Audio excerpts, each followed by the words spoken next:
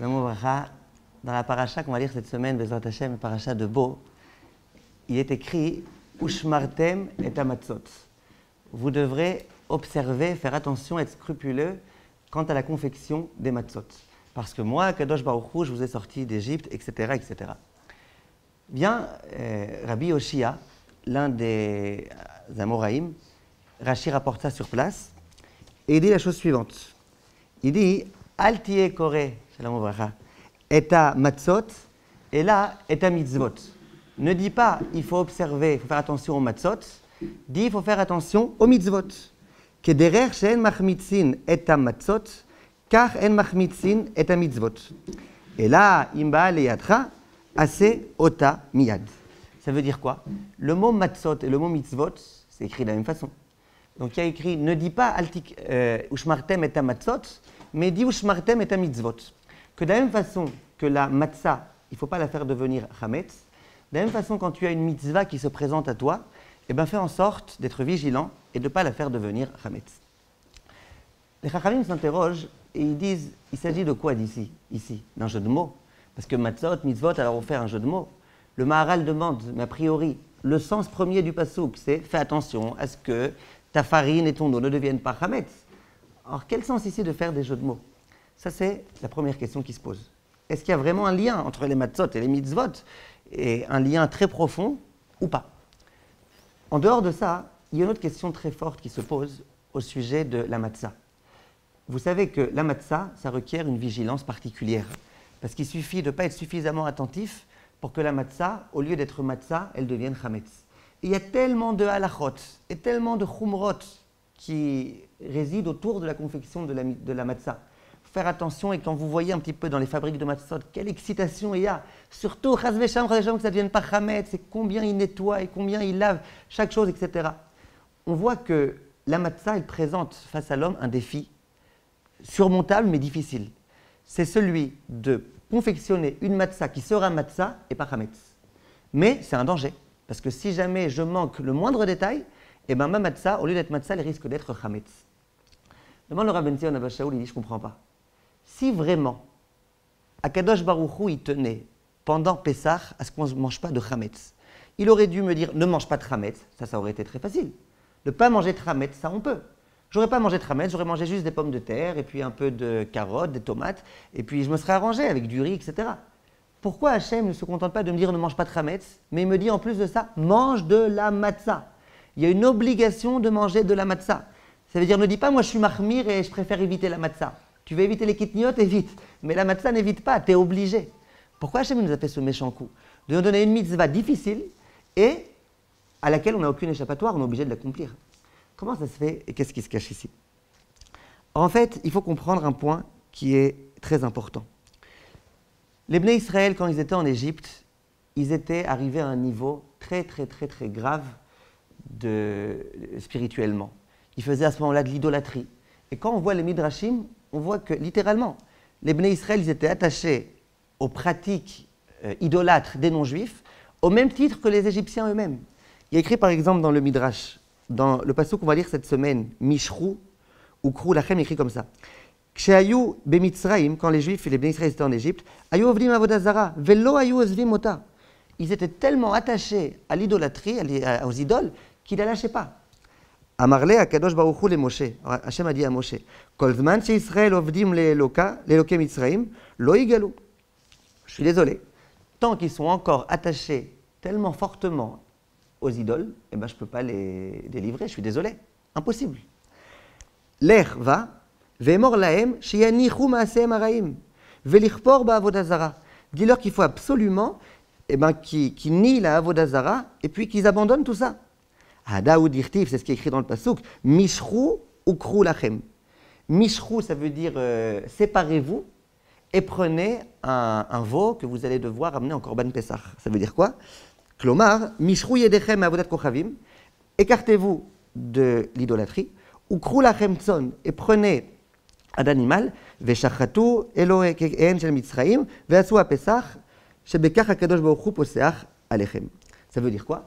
Il dit, il faut impérativement que vous vous écartiez complètement de toutes ces pratiques-là idolâtres.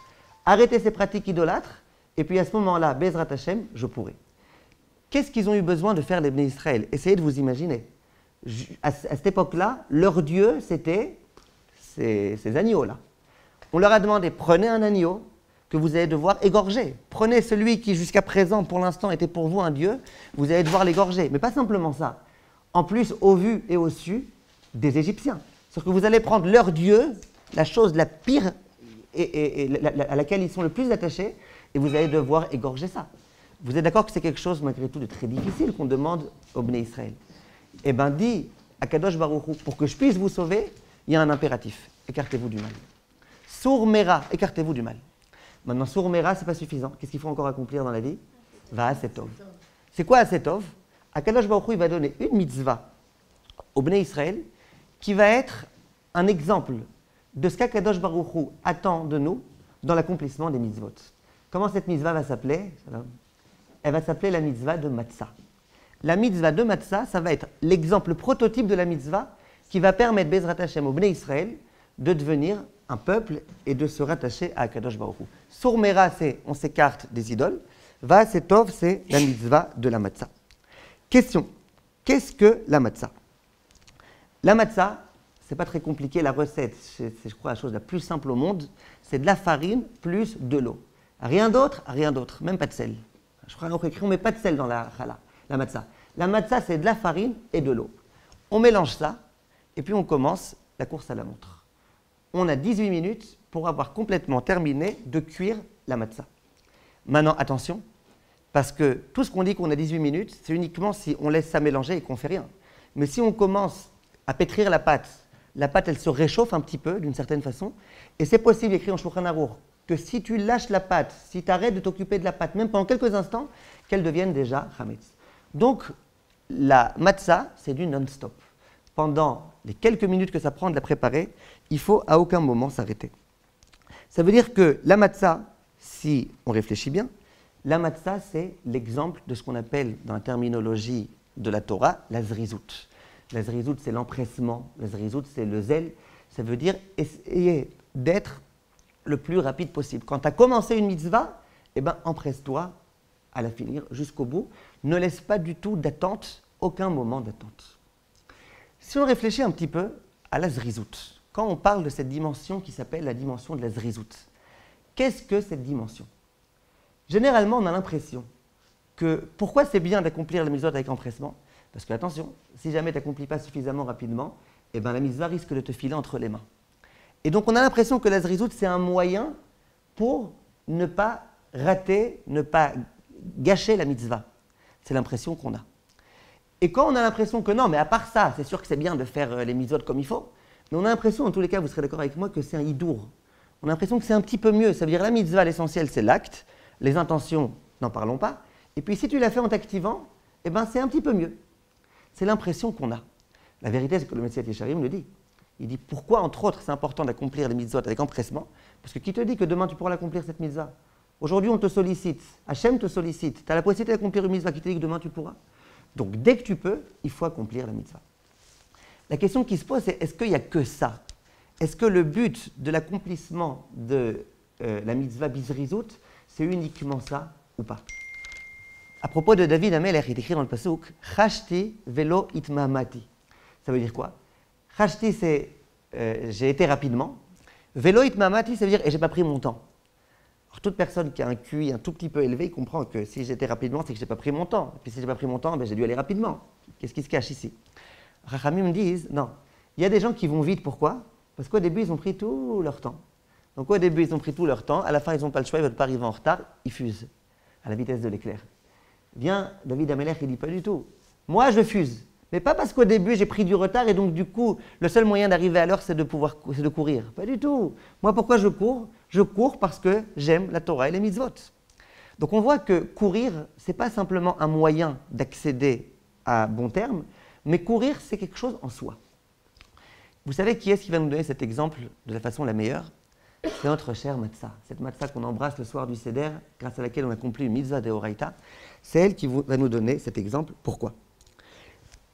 Imaginez que je prenne ma farine, mon eau, je mélange tout comme il faut, et que je laisse plus que 18 minutes. Qu'est-ce qui va se passer? est-ce que je vais dire, bon, c'est une matzah dans laquelle malheureusement il a manqué un petit peu de zrizout? Non, c'est devenu complètement autre chose. Ça s'appelle du chametz. L'apparence extérieure, c'est la même. 18, 19 minutes, c'est la même chose. Ça ne va pas tellement gonfler. C'est exactement la même chose. Mais l'un, c'est de la matzah, l'autre, c'est du chametz. C'est que quand tu vas manger la matzah le soir du seder, tu vas accomplir une mitzvah deoraita. Et quand, chasvé shalom, tu risques de manger du chametz le soir du seder, tu accomplis, chasvé shalom, tu commets une avera deoraita, gravissime. C'est quoi toute la différence? Toute la différence, c'est l'empressement qu'il y a eu. Donc, disent les balais à Moussar, tu vois que l'empressement dans l'accomplissement de la mitzvah de la matzah, ce n'est pas un petit plus, c'est rédhibitoire. Sans ça, il n'y a rien. Ça veut dire que la même matzah, elle s'est transformée en chametz à cause d'un trop long laps de temps qui s'est produit entre le moment où tu as commencé et le moment où tu as terminé. Mais plus que ça, est-ce que vous connaissez un moyen, si vous connaissez, dites-le moi, je suis preneur, est-ce que vous connaissez un moyen pour prendre du chametz et le rendre matzah? Prendre du pain qui est à motzi et le rendre mésonote, j'ai des moyens. En fait, une soupe à l'oignon, moins qu'un kazaït, j'ai des moyens. Mais est-ce que vous pouvez risquer à prendre du chametz et dire, bon, allez, moi j'ai fait, c'est malheureusement, c'est dommage, allez, maintenant on va trouver un moyen pour essayer de transformer ça en matzah. Vous connaissez? Hein? Déborah, vous ne connaissez pas? Moi non plus, je ne connais pas, ça n'existe pas. Une fois que le chametz est devenu chametz, c'est terminé. Donc si moi je pensais que la raison pour laquelle il faut faire preuve d'empressement, c'est pour chas v'shalom ne pas rater la mitzvah, mais si finalement tout compte fait, j'ai réussi à attraper la mitzvah, eh bien c'est bon, je suis tranquille. Et bien là vient la mitzvah de la matzah et me dit que je me trompe complètement. Pourquoi? Parce que la mitzvah de la matzah, tu l'as accomplie finalement, tu vois bien, tu as mangé cette matzah. Oui, mais c'est plus de la matzah, c'est du chametz, et donc tu es complètement à côté. Donc on voit de là que une mitzvah pour laquelle on a pris trop de temps, malheureusement, ça peut s'avérer être gravement problématique, et puis ça peut annuler complètement la mitzvah, aussi dur que ça puisse paraître. Maintenant, je me pose une question. Pourquoi c'est tellement grave? Pourquoi, quand je viens accomplir une mitzvah, pourquoi on ne pourrait pas se dire, bon ça va, on peut faire preuve un peu de lourdeur, de nonchalance, c'est pas le problème. Pourquoi on ne pourrait pas être un petit peu nonchalant? Bien le Maharal, il explique la chose de façon très jolie. Dit le Maharal, c'est bon, on ne vous voit pas sur la... Bienvenue. Dit le Maharal la chose suivante. Il dit... Allez, bouteille? Je sais pas, je vois pas. Non, merci. Dit le Maharal, il faut regarder par là. Dit le Maharal la chose suivante. C'est quoi la lourdeur, pour parler un bon français? La kvedout, c'est quoi la nonchalance, c'est quoi?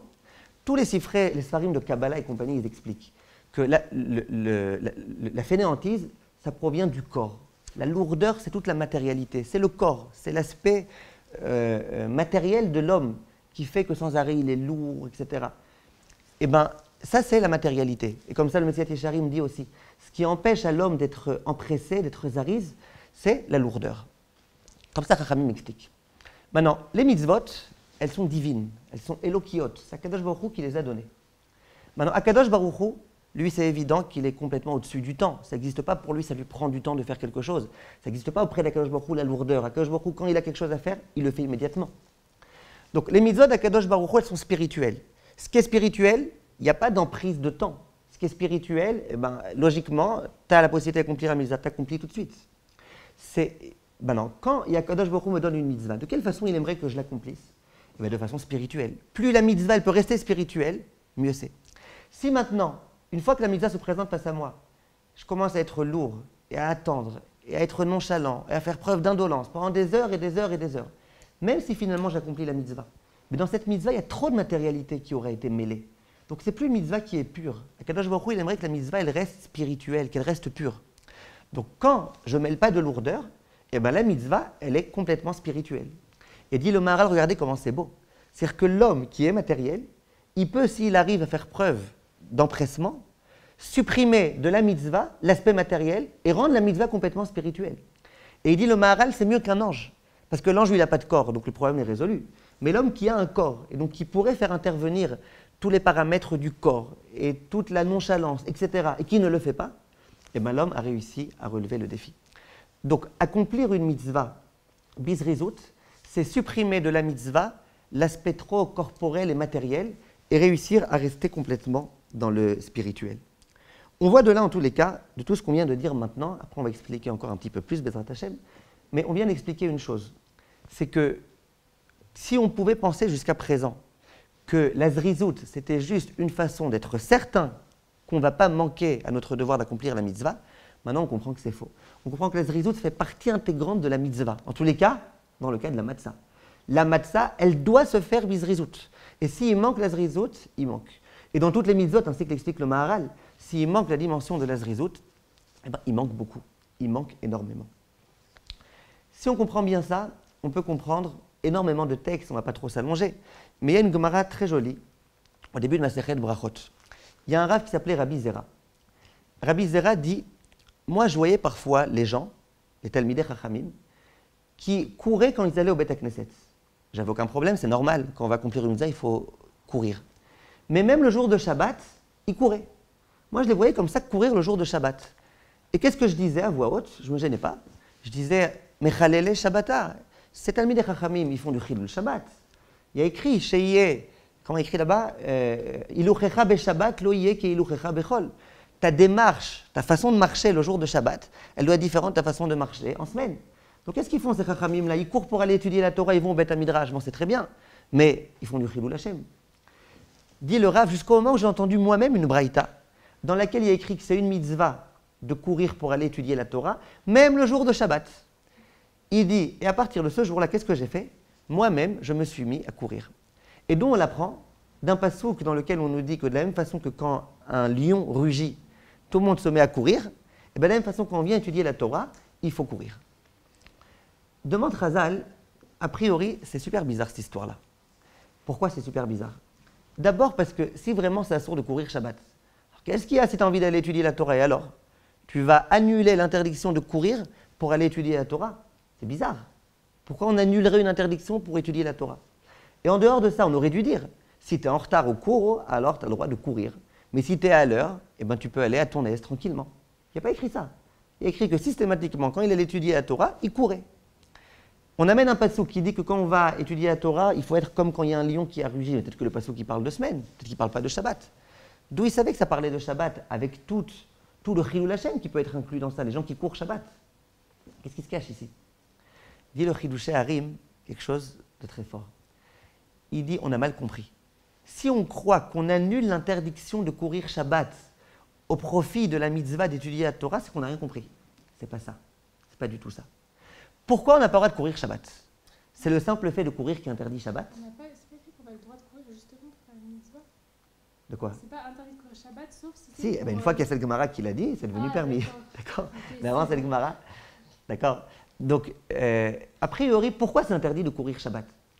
Parce que si c'est pour un souci ou quelque chose qui nous gêne, mais j'imagine si c'est pour un oneg. Voilà, exactement. Le Shulchan Arour dit, les bachurim shemitangim bikfitzatam, les gens qui aiment bien, c'est leur plus grand kiff de sauter un petit peu, de faire de la gym. Le Shulchan Arour dit, c'est permis. Ça veut dire que, pourquoi on n'a pas le droit de courir Shabbat? Parce que courir Shabbat, c'est Chilul Hashem. Parce que courir Shabbat, ce n'est pas l'état d'esprit du Shabbat. L'esprit du Shabbat, c'est on est tranquille, on revient du Beth Knesset tranquillement, on prend notre temps, on discute avec les gens. C'est ça l'état d'esprit de Shabbat. L'esprit de Shabbat, ce n'est pas on court et on fonce. Donc si quelqu'un fonce le jour de Shabbat, eh ben, il contredit l'état d'esprit de Shabbat. Et ça, c'est en soi du Chilul Shabbat. Shabbat, on n'est pas là pour courir.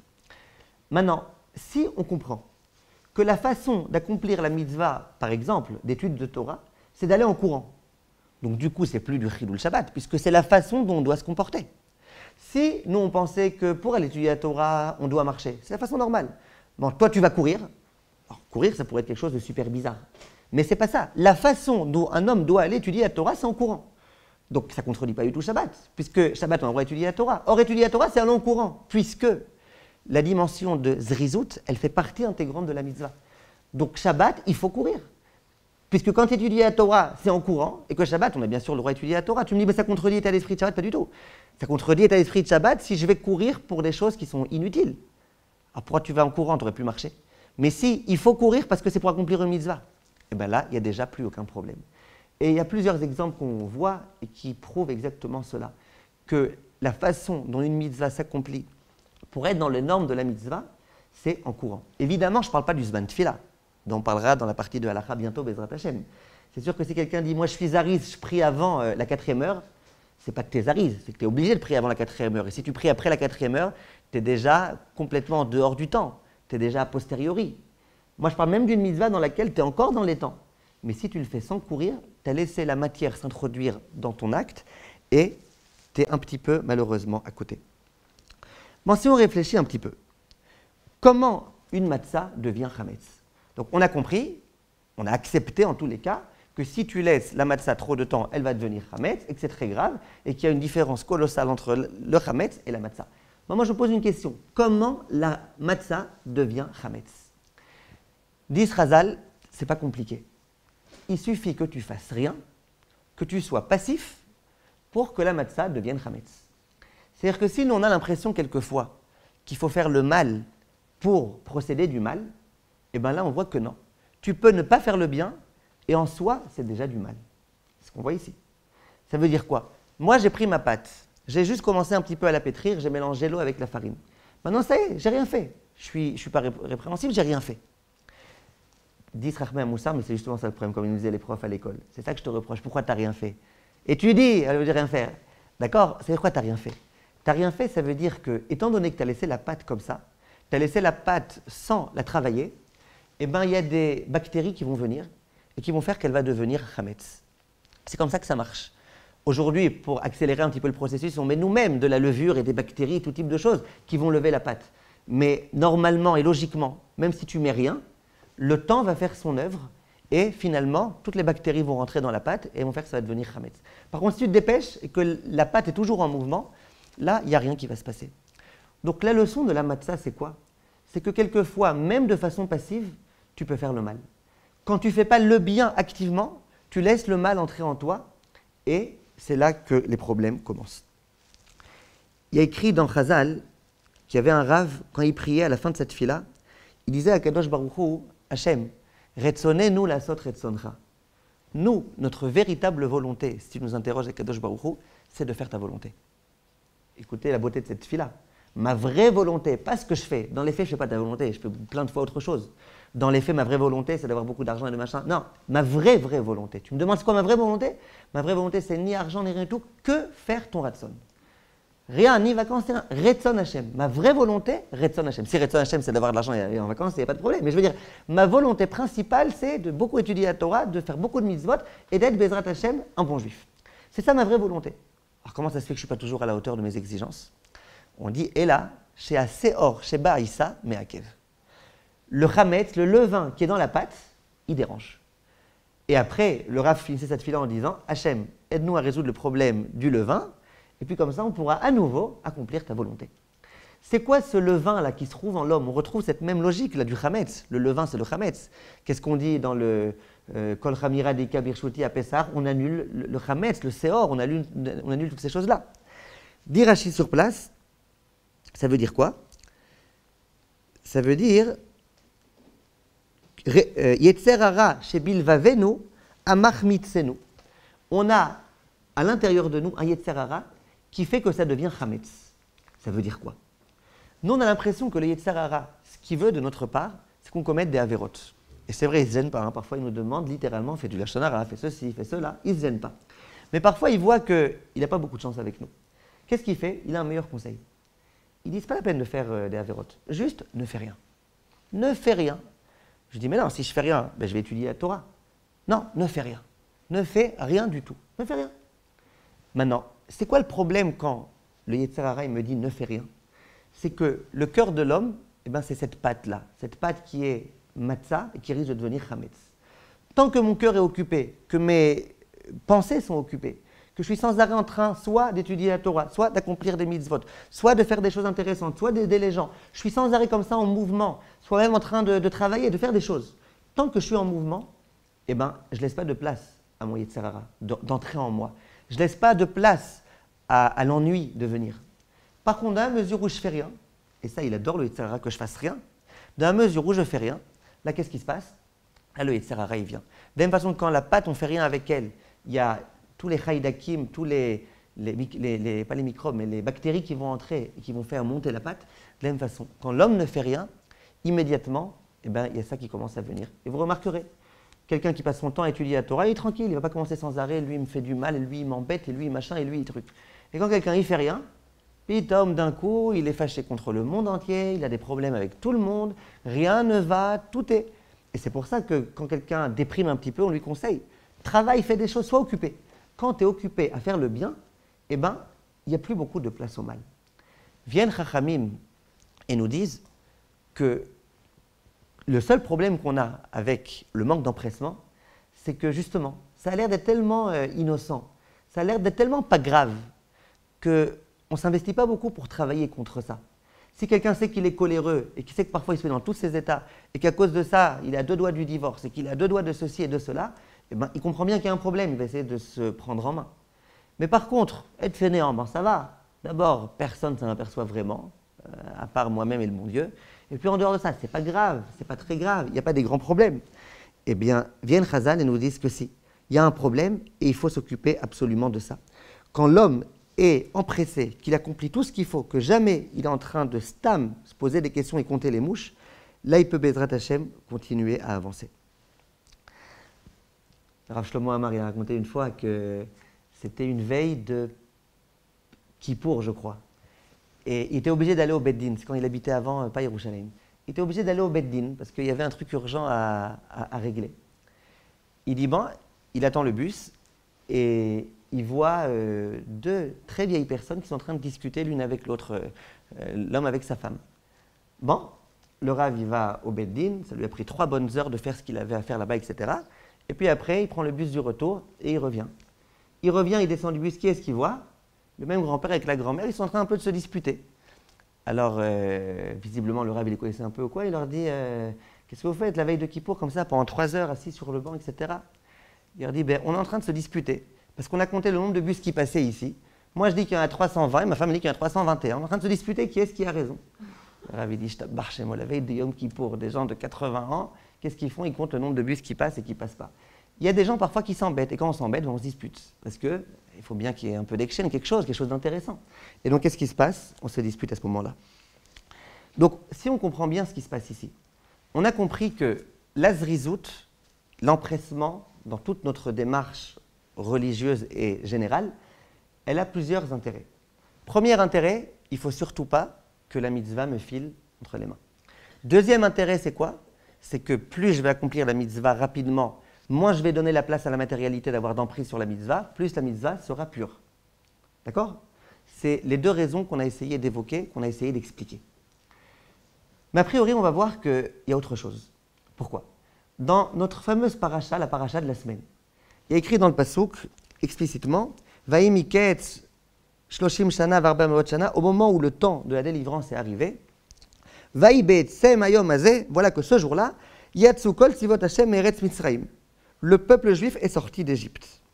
Dit Rashi, Magid shekevan sheigia aketz lo igvan amakom ke'eref ayin. Le passouk qui vient bien dire attention. Lorsque le moment de la Géoula est arrivé, Akadosh Baruch Hu, immédiatement il nous a sortis d'Égypte. Il n'a pas attendu le moindre instant. Donc Akadosh Baruch Hu, lui aussi, il fait preuve de zrizout. Et c'est un Rashi explicite. La Torah vient mettre l'accent sur le fait que le moment de la Géoula est arrivé. Akadosh Baruch Hu, immédiatement, il a fait preuve de zrizout. Maintenant, c'est quoi la zrizout pour Akadosh Baruch Hu? Que la mitzvah risque de filer entre les mains, ça n'existe pas auprès d'Akadosh Baruch Hu. C'est quoi la zrizout auprès d'Akadosh Baruch Hu? Que ça risque de devenir matériel, pourquoi? Alors, d'après le Maharal, on peut comprendre. Akadosh Baruch Hu, puisque c'est Akadosh Baruch Hu, et qu'il est Akadosh Baruch Hu, chez lui, ça n'existe pas le temps, donc ça arrive, on le fait immédiatement. Mais est-ce qu'il n'y a pas par hasard ici autre chose? Eh bien, Chachamim nous explique qu'il y a encore autre chose. C'est quoi? C'est que la zrizout, ça dénote un amour profond de la Torah et d'Akadosh Baruch Hu qui nous l'a donné. Ça veut dire que lorsque je suis empressé d'accomplir une mitzvah et que je ne laisse pas attendre et que je suis tout excité parce que j'ai la possibilité d'accomplir une mitzvah en faisant attention à ne pas être trop excité. Parce que si on est trop excité, ça ne s'appelle plus de la zrizout, ça s'appelle du n'importe quoi.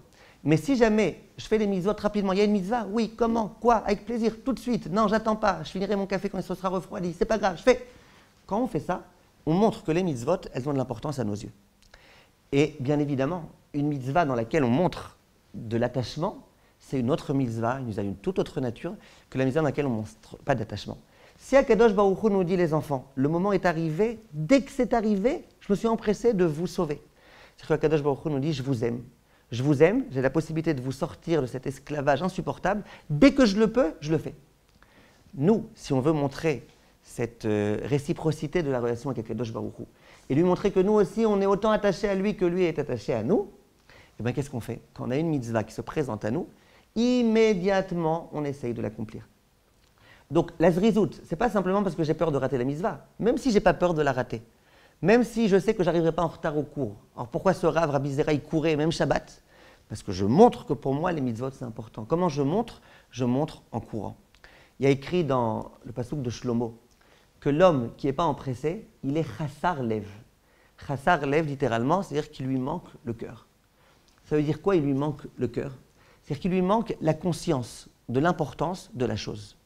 Pour reprendre un exemple qui va vous agacer, parce que j'imagine qu'on vous l'a déjà dit tellement de fois dans des moments où vous n'aviez pas envie de l'entendre, et moi aussi, quand vous avez un avion à prendre, vous arrivez aussi en retard. Ça veut dire quoi? Ça veut dire qu'il y a des gens qui, oui, même quand ils ont un avion à prendre, ils arrivent en retard. Et puis, ils se battent pour essayer de rentrer malgré tout, soit ça marche pas. Il y a des gens auxquels il manque du cœur. Il y a des gens qui sont des négligents de nature. Ces gens-là, ils ne comprennent pas qu'il y a des choses qui ont de l'importance. Il y a une importance, il y a un horaire auquel tu dois voyager. Et si tu arrives en retard, eh ben, tant pis, tu ne pourras pas monter dans l'avion. Il y a des gens qui refusent l'importance. Ces gens-là, il leur manque du cœur, il leur manque de la conscience. Maintenant, nous, ce qui nous est demandé, c'est quoi? C'est d'avoir du cœur, d'avoir cette conscience-là. Si je suis conscient que la mitzvah, c'est important, et que ce n'est pas de la blague, et que ça vaut des millions, eh ben, dès que la mitzvah se présente à moi, qu'est-ce que je ferai immédiatement? J'essayerai avec empressement de l'accomplir. Donc ça, c'est une autre dimension qui ressort de la zrizout. La zrizout, c'est une façon de montrer, de prouver à Kadosh Baruch Hu que je suis attaché à lui. Et même si vous me dites, ouais, mais moi, c'est pas vrai, parce que je veux bien faire bizrizout, mais le mécanisme, il est à l'envers chez moi. Ça veut dire, c'est pas parce que j'aime que je fais vite, c'est parce que je sais qu'il faut faire vite que je fais vite. Et bien le Messiat Yesharim me dit, ne vous inquiétez pas. Il y a écrit dans le Sefer HaChinuch, Achare apeulot nimshachim alevavot. Ça veut dire que parfois c'est le fait d'accomplir le mitzvot avec empressement qui va me donner l'amour et la fougue, l'entrain d'accomplir les mitzvot comme il faut. Et le Messiat Yesharim donne ce conseil. Il dit, même si tu sens que tu n'as pas une zrizout naturelle qui s'éveille en toi, eh ben toi, fais tous tes actes comme ça avec, pas précipitation, mais empressement, et tu verras que ça te donnera le brain, ça te donnera comme ça l'engouement d'accomplir les mitzvot comme il faut. Se battre avec quelqu'un pour faire une mitzvah, genre, ah non, c'est moi la première qui laisse la place, c'est moi. Vous voyez ce que je veux dire? Genre après, on rentre dans un système un peu... Non, mais plein de fois, les mitzvot, c'est pas la peine d'arriver à l'heure à la tefila, c'est parce que vous prenez la place à personne. Non, mais par exemple, le principe de la zrizout, c'est qu'il faut quand même...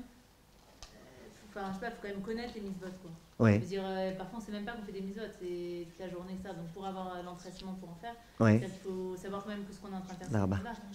je sais pas, il y a un niveau de connaissance, vous voyez ce que je veux D'accord, dire, il faut savoir, c'est pour ça qu'il faut les deux. Bah, juste, bon, encore les Non, c'est pas juste en courant que ça va venir, il faut aussi comprendre de quoi on parle et de qu'est-ce qu'on fait, vous avez raison.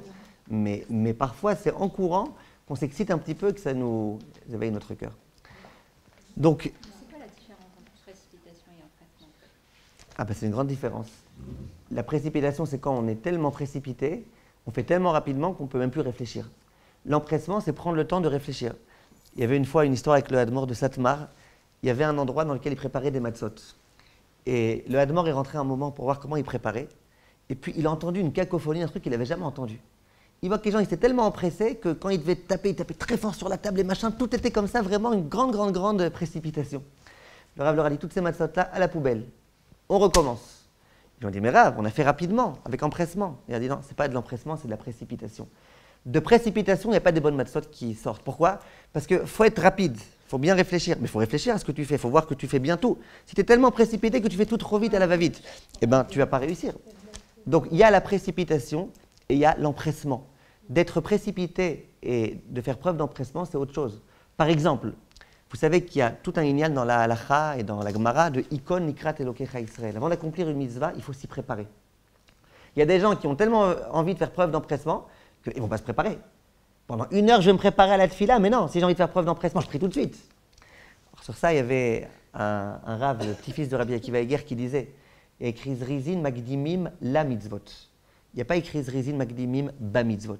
S'il y avait écrit les gens pressés, ils font la mitzvah tout de suite, ça voudrait dire ils s'empressent, il faut immédiatement qu'ils soient déjà dans l'atmosphère de la mitzvah. Il pas écrit ça. Il écrit ils s'empressent à la mitzvah. C'est-à-dire ils s'empressent de faire les préparatifs nécessaires à la mitzvah. Et ça, il faut faire très attention. Je vous avais raconté une fois l'histoire dans la yeshiva de Raphaïm de Brisk d'un élève. C'était l'élève le plus assidu de la yeshiva. Mamash, il dormait 2 heures par nuit. Il passait le reste de son temps à étudier. Plein de fois, il ne mangeait pas tellement qu'il était assidu. Et cet élève-là, malencontreusement, c'était le plus amaharetz de la yeshiva. Il connaissait rien. Alors, les élèves se sont dit, c'est vraiment pas juste ça. L'élève le meilleur, l'élève qui étudie le plus, c'est lui qui connaît le moins, c'est pas juste. Ils ont été voir le Raphaïm de Brisk. Ils ont dit que voix d'arabe, on veut comprendre. Comment ça se fait que cet élève-là, qui passe tellement de temps à étudier la Torah, il devrait le récompenser quand même. La Torah, elle devrait s'offrir à lui. Comme il est écrit dans Chazal, que quand quelqu'un s'investit pour la Torah, elle s'offre à lui comme une kala à son khatan. Comment ça se fait? Vient le Rav et il leur dit, vous savez pourquoi? Parce qu'il est trop matmid. Il est trop assidu, celui-là.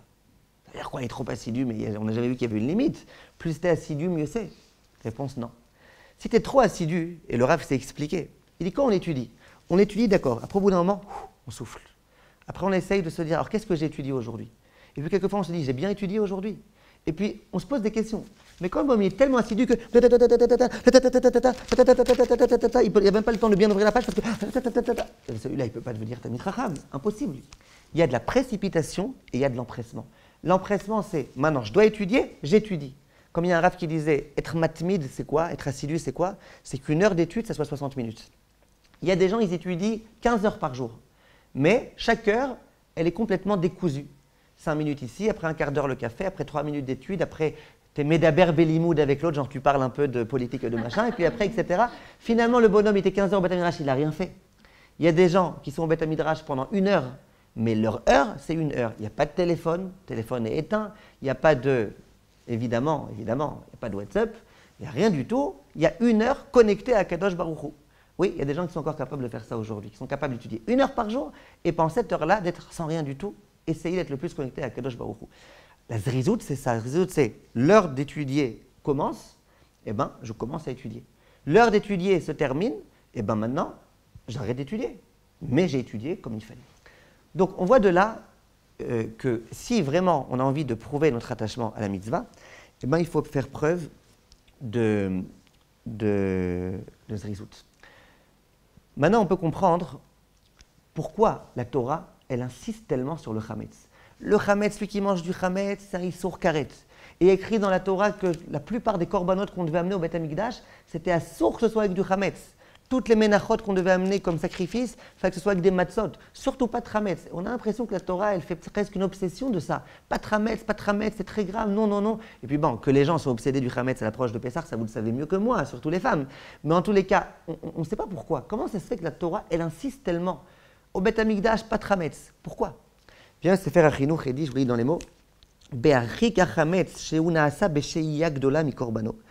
il faut effacer, écarter du korban le plus possible le chametz, parce que le chametz, c'est l'attente, le temps trop long qui s'est passé. Et pourquoi? Ikar dimion liknot midat azrizut ve'akalut ve'ameirut bemaase Hashem baruchu. Ça veut dire que grâce à ça, ce qu'il faut qu'on apprenne, c'est quoi? Ce qu'il faut qu'on apprenne, c'est que dans nos mitzvot et dans nos actes, eh ben, il faut qu'on apprenne de chasser le chametz. Toute la prina du chametz qui est, certes passivement, mais laisser s'introduire la paresse dans nos actes, tout ça, il faut complètement l'éliminer. Donc pourquoi dans le Beth Amikdash, il n'y a pas de chametz? Parce que Chazal voulait qu'on sache et qu'on comprenne bien, et la Torah voulait qu'on comprenne bien, il n'y a pas de chametz. Le chametz, c'est pas kasher. Le chametz, c'est pas soul. Le chametz, c'est pas bien. Et donc, dans le Beth Amikdash, pas de chametz. Tu as me laissé attendre, pourquoi laisser attendre? Pourquoi tu t'es pas préoccupé de faire ça rapidement? Il n'y a pas de chametz. Il y avait, mais c'est certains korbanot très précis. De celui de la veille de Shavuot, il y avait certains. Mais la plupart des korbanot, c'était sans pain. Le Echem Apalim, c'était avec du pain. Mais la plupart, c'était sans pain. Ça fait on dit pourquoi la plupart des korbanot, c'était sans pain? Pourquoi il y en a qui étaient avec du pain? C'est une bonne question. Maintenant, viennent Chachamim et disent, et qui est-ce qui s'occupait des korbanot? C'était les Kohanim. Qu'est-ce que dit la Gemara dans Masechet Shabbat des Kohanim? Kohanim, zrizim hem. Les Kohanim, eux, c'était des gens empressés. Donc, on voit que tout ce qui tourne autour de la Avodat Hashem, il faut que ça soit fait avec énormément d'empressement. Voilà ce qu'on apprend de là. Maintenant, on peut comprendre. Les Bnei Israël sont sortis d'Égypte. Hachem dit, moi j'ai un problème de vous sortir d'Égypte. Vous êtes comme les Égyptiens. Vous êtes exactement comme les Égyptiens, vous faites de l'avodat zara. Maintenant, si vous sortez, ce n'est pas pour rien, vous allez devoir recevoir la Torah. Hachem dit aux Bnei Israël deux choses. Premièrement, vous vous écartez du mal. Deuxièmement, vous faites le bien. Comment vous vous écartez du mal? Vous vous écartez du mal, premièrement, en retirant la avodat kochavim. Et comment vous allez faire pour bien montrer que vous êtes complètement déconnecté de la avodat kochavim? Vous allez prendre un agneau et vous allez le tuer. Comme ça, vous avez bien montré, c'est terminé. Il n'y a plus d'idolâtrie. L'agneau, c'est plus, ou le veau, c'est plus une idole. C'est terminé. Maintenant, mais il faut aussi qu'on comprenne maintenant quel va être notre devoir dorénavant. Notre devoir dorénavant, ça ne va pas être simplement de s'écarter du mal, ça va être de faire le bien. C'est quoi le bien? Le bien, c'est les mitzvot. Dans quel état d'esprit on va devoir faire les mitzvot? Eh bien, il y a une mitzvah qui va bien nous indiquer et qui va être révélatrice pour toutes les autres mitzvot. C'est quoi cette mitzvah? La mitzvah de la matzah. La mitzvah de la matzah, qui est le prototype, l'exemple le plus parlant de la zrizout, ça va être un exemple qui va nous permettre de comprendre comment on accomplit toutes les autres mitzvot. Et c'est ce que Kadosh Baruch Hu voulait.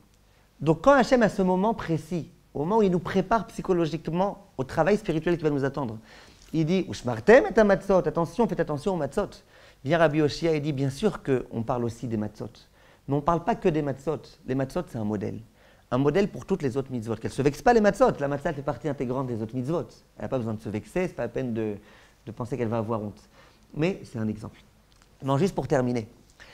La matzah, ce qui est extraordinaire avec elle, c'est qu'elle englobe, à mon avis, et la dimension de la zrizout, dont on a parlé depuis tout à l'heure, et celle de la zéhirout. Ça veut dire quoi? Et on essaye de terminer sur ce point-là. Le Messiat Yesharim, quand il nous parle de tous les degrés qu'il va falloir gravir pour grandir et devenir des grands hommes, Bezrat Hashem, qu'est-ce qu'il dit? Il dit que le premier degré, après la Torah, c'est zéhirout. Zéhirout, c'est l'étape avant la zrizout. Et après avoir longuement parlé de la zéhirout, ce que les gens traduisent généralement la vigilance, il dit ensuite, on passe à la zrizout. Et le Messiat Yesharim dit, vous savez, c'est quoi zéhirout et zrizout? C'est bidiouk la même chose. À un détail près. C'est que la zrizout, c'est dans les commandements positifs. La zéhirout, c'est dans les commandements négatifs. C'est-à-dire que la zéhirout, c'est écarte-toi à fond des avérots. Et la zrizout, c'est cours à fond dans l'accomplissement des mitzvot. Mais c'est exactement la même chose. La zéhirout, c'est quand tu vois qu'il y a une avéra qui s'approche de toi, enfuis-toi, de peur qu'elle te rattrape. Et la zrizout, c'est tu as une mitzvah qui est en train de s'enfuir, cours-lui après pour essayer de la rattraper. Mais c'est exactement la même chose. Donc si on a bien compris maintenant, Baruch Hashem, ça fait longtemps qu'on a bien compris, mais on a révisé. C'est quoi la zéhirout? Excusez-moi, la zrizout. On comprend aussi c'est quoi la zéhirout. C'est-à-dire que de la même façon que quand il y a une mitzvah qui se présente à moi, eh ben, elle va être d'une immense qualité si j'essaye de fuser pour essayer de l'accomplir. De la même façon, quand il y a une avéra qui risque de me solliciter, eh ben, plus vite je vais foncer et plus je vais m'écarter d'elle, mieux ce sera. Mais les deux, c'est la même chose. Zéhirout, zrizout, les deux font partie de la même famille. Eh ben, à mon avis, l'exemple de la matzah, c'est le meilleur exemple pour comprendre qu'il faut accomplir et zéhirout et zrizout. Si Hachem nous avait donné la mitzvah des tfilines et qu'il nous avait dit qu'il faut faire cette mitzvah bizrizout, eh ben, ça aurait été un bon exemple de zrizout. Mais la matzah, elle englobe les deux. Parce que la matzah, c'est d'une part, attention, parce que si jamais tu n'es pas suffisamment rapide, eh ben, ça va devenir chametz. Ça, comment ça s'appelle? Comment ça s'appelle? Zéhirout ou zrizout? Zéhirout. Écarte-toi du issour. Mais quand je m'écarte du issour et que je confectionne cette fameuse matzah, c'est pas simplement que je m'écarte du issour, c'est que je me rapproche aussi de la mitzvah. Parce que grâce au fait que je vais faire bizrizout, ma mitzvah, elle va être bien meilleure. Donc, en m'empressant, quand j'accomplis la mitzvah de matzah, je fais les deux. Et je m'écarte rapidement de la vera et je m'approche rapidement de la mitzvah. Donc, le meilleur exemple de ce qu'Akadosh Baruch Hu attend de nous dans notre vie, à savoir de gravir les échelons tout doucement, de commencer par la zéhirout, en étant vraiment avec beaucoup d'énergie, et après faire zrizout, c'est la matzah. Donc, on a posé la question, on a dit, mais comment ça se fait qu'Akadosh Baruch Hu nous ait donné ce pari tellement difficile et tellement dangereux surtout, de nous dire, vous êtes obligés de manger la matzah. Il aurait dû nous dire juste ne mangez pas de chametz. On n'aurait rien mangé de tout ce qui peut s'apparenter au chametz et on aurait eu la tâche beaucoup plus facile. Hachem ne dit pas ça. Hachem dit j'ordonne de manger de la matzah. Ça veut dire rentrer dans la problématique de la matzah, prenez le risque d'avoir du chametz et faites tout ce qu'il faut pour ne pas avoir de chametz. Pourquoi? Ben, c'est justement pour ça. Parce que Kadosh Baruch Hu, il voulait dans notre vie de juifs qu'on fasse preuve de zéhirout et qu'on fasse preuve de zrizout. La matzah, ce n'est pas pari impossible, c'est pari tout à fait possible, c'est ce que beaucoup de gens font chaque année. Comment ils le font? En faisant zéhirout et zrizout, ils le font. Donc, ce que Rabbi Oshia nous a enseigné, est-ce qu'Akadosh Baruch Hu nous demande dans cette paracha, où on se trouve dans une paracha charnière, la paracha de Bo, la Géoula commence. Donc, ce qu'Akadosh Baruch Hu attend de nous dans cette paracha, et à ce moment, c'est quoi? C'est qu'on accomplisse les mitzvot bizrizout. Qu'est-ce qu'on gagne quand on accomplit bizrizout? On gagne tout. On gagne d'une part que on s'assure que Bezrat Hashem, on pourra accomplir la mitzvah jusqu'au bout. On gagne ensuite que dans notre mitzvah, il n'y aura aucune dimension matérielle qui se sera mêlée. On sera semblable aux anges qui accomplissent des mitzvot de façon parfaite, et mieux qu'eux. Et on gagne aussi qu'on prouve à Akadosh Baruch Hu combien on est attaché à lui. Le rachat, dans la paracha de la semaine, va dire à son père, mais papa, c'est quoi ces mitzvot-là? C'est quoi ces mitzvot-là que vous accomplissez? Ma avoda azot lachem, c'est quoi? Ça veut dire quoi, c'est quoi? Qu'est-ce qu'il veut le rachat? C'est un rachat tellement rachat. Dit l'Octave Sofer, non, le rachat, il y a juste une question. Il dit à son père, papa, je ne comprends pas. Tu as tellement de femmes de ménage à la maison, tu as tellement de bonnes, tu as tellement de serviteurs, tu as tellement de machins. Pourquoi tu te salis toi les mains à prendre les corbanotes et à avoir plein de sang dans tes mains? La spongia, tu ne fais pas toi, tu demandes à ta femme de ménage. De faire la vaisselle, tu ne fais pas toi. Alors pourquoi tu te salis les mains avec du sang? Tu n'aurais pas pu demander à quelqu'un de le faire? Donc qu'est-ce qu'on lui répond?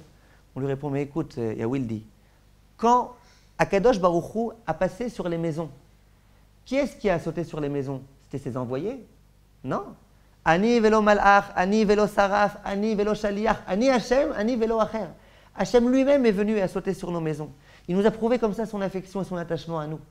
Si Akadosh Baruch Hu lui-même, birvodo ou beatzmo, il a été prêt à descendre sur terre pour essayer de nous sauver, eh bien combien fortiori nous aussi, on doit sentir la chose comme étant un minimum de reconnaissance, comme étant un mérite de pouvoir servir Akadosh Baruch Hu, nous-mêmes, pas par nos envoyés, par personne.